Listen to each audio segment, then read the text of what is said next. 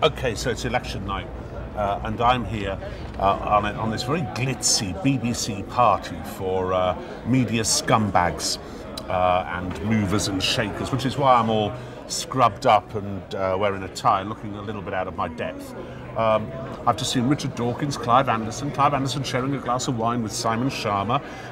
These are all very, very great and important people. And what I shall be trying to do before we're kicked off the boat for importuning is to get their views as to how the election campaign's been. Who'd you vote for? That has got to be it's a private question between me and the ballot box. The obvious questions to ask them is why they got the election wrong, I suppose. This is a television environment.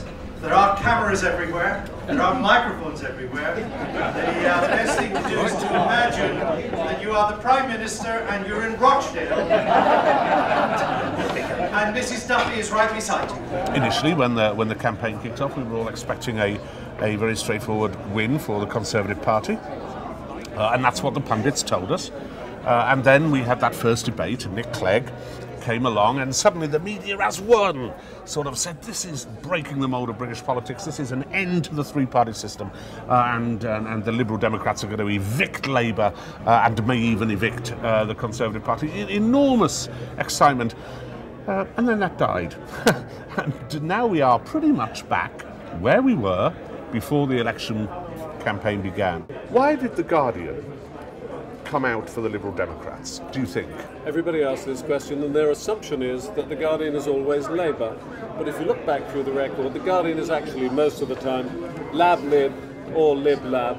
This year, we're more Lib than Lab. Whatever happens, 3 lessons for whoever is the next Prime Minister. What have they got to do? Tell the truth. Because if somebody had told us the truth before the election, we might all be voting for the right candidate.